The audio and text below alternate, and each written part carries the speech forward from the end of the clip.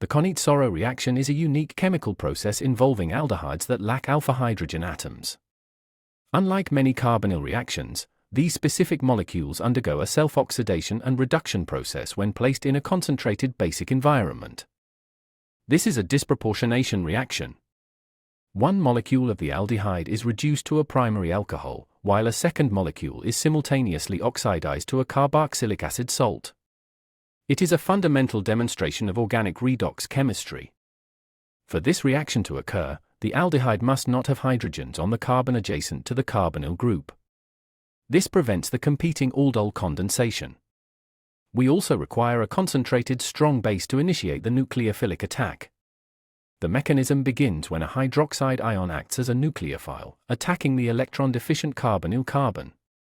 This breaks the carbon-oxygen double bond, creating a tetrahedral intermediate known as a hydroxy alkoxide ion.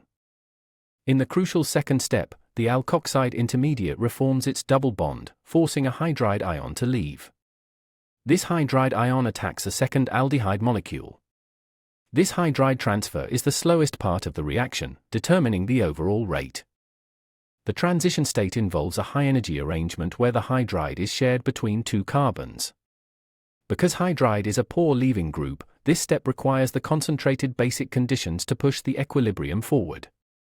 The transfer results in a carboxylic acid and an alkoxide ion.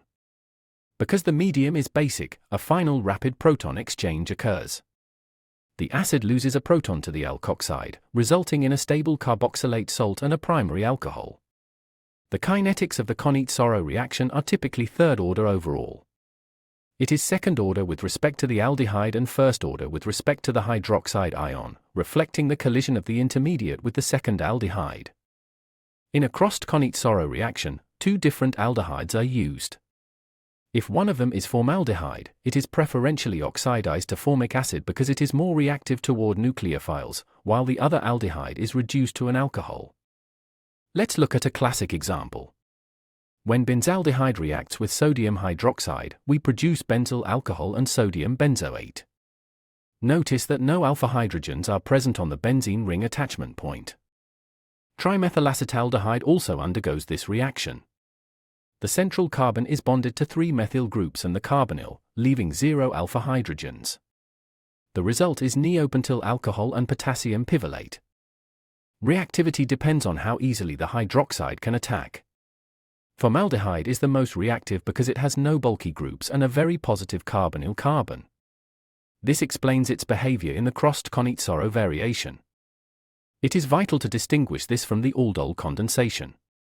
If alpha hydrogens are present, the base will strip a proton to form an enolate instead. Cannizzaro is the alternatives pathway when enolization is impossible. To summarize, the Cannizzaro reaction requires non-enolizable aldehydes and a strong base. It involves a hydride transfer that turns 2 identical aldehyde molecules into 1 alcohol and 1 carboxylate salt. Quick question: in a crossed reaction between formaldehyde and benzaldehyde, which is the oxidation product? The answer is sodium formate. Formaldehyde is more reactive and always takes the oxidation path in this pair. Understanding the Cannizzaro mechanism provides deep insight into hydride shifts and organic redox behavior. Mastery of these steps allows you to predict products in complex synthetic pathways.